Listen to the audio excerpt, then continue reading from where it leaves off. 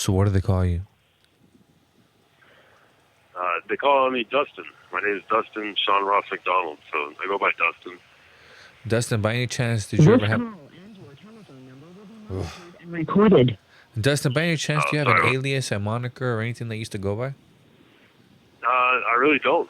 Yeah, not really. You know, I had my family used to call me by my middle name, but nothing after the age of 15 or something. Yeah, I used to go by my middle name Ross. You know, they all called me Ross, but it's been Dustin since. Yeah, so Dustin, may I ask, what are you incarcerated for, sir, and how long is your sentence? yeah, it's a murder and two attempted murders, and it's like 114 years is my sentence, a long sentence. And where are you from out here on the streets?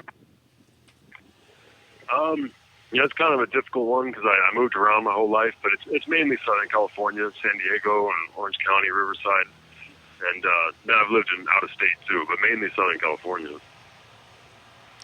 Do you or did you at any time point in your life belong to any type of gangs, groups, organizations, or anything like that, man? Was I involved in any of them? Yeah, at any time You point in said? your life where you ever clicked up or anything like that? No, nope, absolutely not. No. All right, Dustin, sir. I'm aware and I understand that your case revolves around drugs. Is that correct, sir?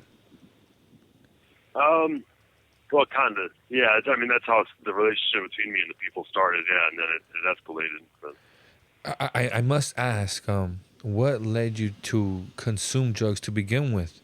Is there something that you went through as a young adult that triggered you to do this? You know, nothing more than maybe just experimentation. Yeah, just believe it or not, I tried, marijuana when I was younger, and when I got older, I experimented with different things. You know, it's kind of, I guess, just recreational, really. No, there wasn't. I don't have many traumatic experiences when I was younger. No. And may I ask what kind of drugs you were consuming at the time of this, at the time that you picked up this case, sir? Well, they revolved it around, or like the one that was involved in the case is methamphetamines. But believe it or not, like I said, I'm trying to prove right now. I've literally basically tried. I can count how many times I've tried that drug.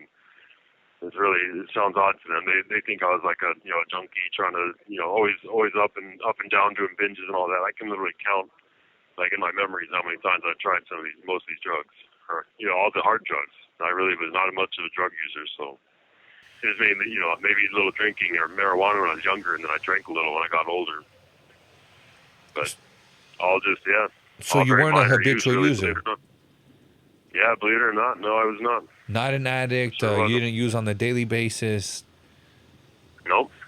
Yeah, it'd be every 2-3 weekends for a while, and even then it'd only be 4 or 5 weekends, and I'd get over it for, I didn't even, or like, I did not stay on it, believe it or not.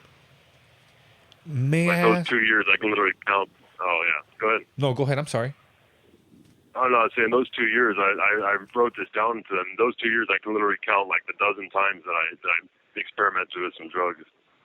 The 2 years that I lived in Orange County, I was like, like I said, this is a completely different one. This is off the wall. But All right, Dustin, man. So we're gonna go ahead and get straight into it. And may I ask? yeah. There's three people. There's three people that are involved in your case. May I ask who they are Yeah. and what is your relationship with them? How do you know these people? Yeah, no, I really don't. Believe it or not, these are not. One of them was I met him. The guy that was involved he was selling drugs to like a guy I was giving a ride somewhere, and so that's how I initially had met him. And since then, I had literally not even say that was the one. Gosh, was there one other time? There might have been 2 times I think I just briefly encountered the guy. And other than that, it was literally I did not know these people. And I also encountered his girlfriend one time. It's when she had told me something. So yeah, I'd barely seen these people 2 times in my life. How does this murder charge and these attempted murder charges come into play? What was it that happened? Yeah, well, that's where it gets interesting. It was so at first, okay.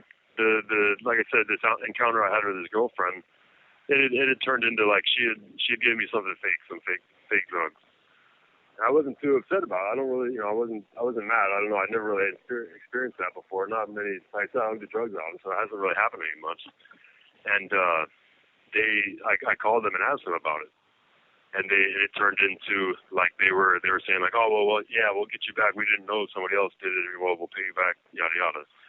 And then it had escalated after a few more times of interactions. They were starting to get like these sly like threatening things. And so I started to believe that he was after, or like I even like got a text message that had like a threatening inference to it. And so it really got me on edge that this good guy might attack me. He's involved with the drugs and this drug dealing. Lots of people these days have they're using guns, and guns are real frequent today. So really some of the things he said put me on edge, and that just escalated into the next time I saw him. Like I said, I believed he was going to shoot me, and things got into that, and that's how it ended up happening. And like I said, these are things that I'm trying to, in the courts, trying to prove right now, trying to use, polygraph exams, lie detectors and things. Because of course they say like, oh no, he ripped you off. It sounds like you're just shooting him over drugs. But like I said, it's ridiculous to think that happened over a little bit of drugs. So I'm in there trying to prove that this is all over just some threats escalated to other things. I don't know if it's, and so it just went all wrong. But can you explain to me this encounter? That's the fast of the story. This encounter, this last one, when it happened? Yes, sir. Yeah.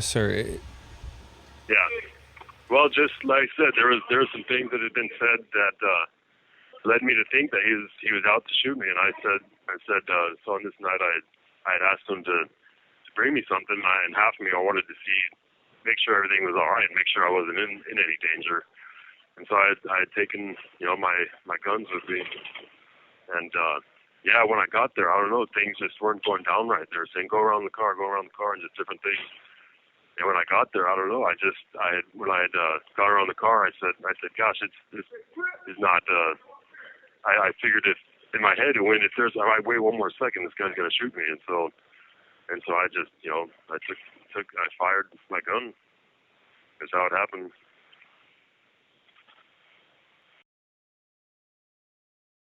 Now, I must ask you, at that point in time, did you believe that all three of them were dead? And where did you go? Where did you go hide? Well, no, what did you do? I wasn't sure.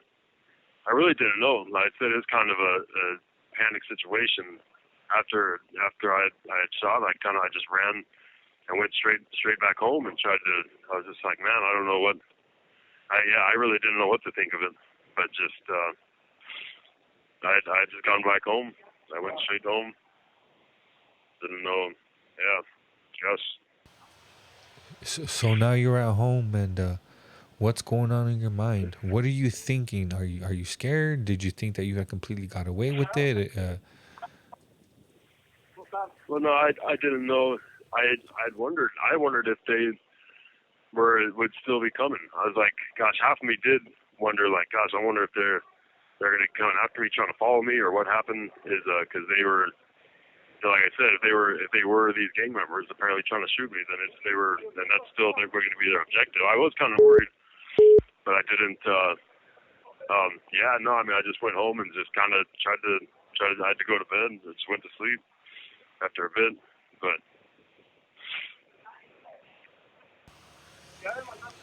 Wow, so you actually, you actually were able to take a nap, Were what? So you actually were able to go to sleep. Well, yeah, after a bit, I had some alcohol left. I was like, man, I was running out of time. I had to go to work in the morning and said, gosh, I guess I'm going to just try to sleep. I don't know, because I didn't know what happened. But did you in fact go to work that next morning? Yeah, and I got up and went to work. Now, does that new reality hit? How does that feel like? How does that feel like waking up knowing that you had just potentially taken 3 lives? Jeez, no, I mean, it wasn't. And this isn't something I like to do. Like I'm not somebody that gets involved in gun violence or any kind of gangs or anything like that. So like I said, I didn't know the outcome of it really, and potentially knowing that I might have done that, yeah, geez, I don't know if I felt safer or not, because like I said, this was in my head. This too, like there things had gotten said where he was going to show up with his gang members, other people, 2-3 people to shoot me. So I really didn't know the outcome of this. I don't know who it was or what it was. It was just, I just wasn't sure. If I, like I said, I don't know if I was safer or if I didn't know. I don't know. I hate, gosh, that he showed up with females. That's completely, that's not, that's something I can't, that's difficult right there. But the fact that, gosh, that I didn't know that I was in danger, I really didn't.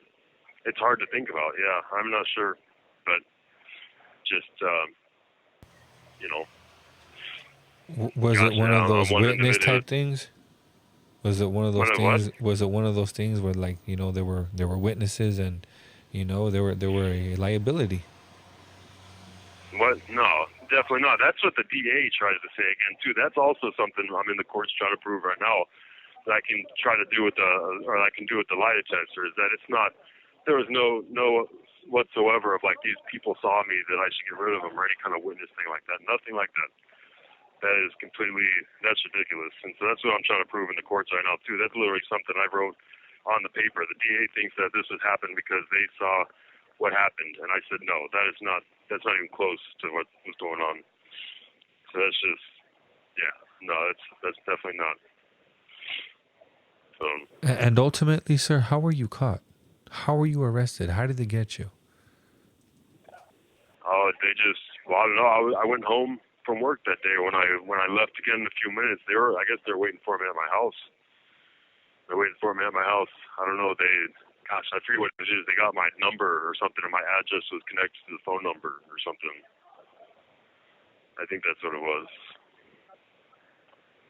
But Were there cop cars already outside waiting at your house, or did they surprise you?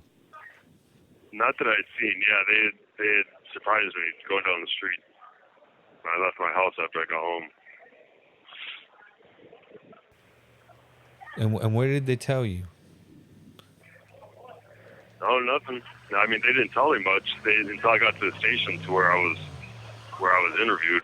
No, they just, yeah, they didn't say anything. They pulled me out by gunpoint and then put me in the car and took me downtown. What was the line of questioning from these investigators?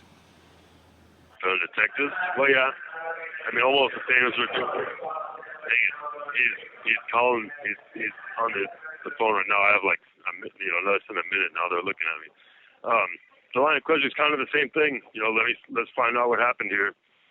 But then I didn't realize how badly they switched what I told them. Like I said, I told them I shot in self-defense, and they literally switched it around and said, as soon as it got to court, immediately this is over that little bit of drugs or over something different. I was like, man, this is crazy. They switched it around a lot on me. Gosh, he's coming over here pointing his light at me. I gotta go, I man. appreciate you.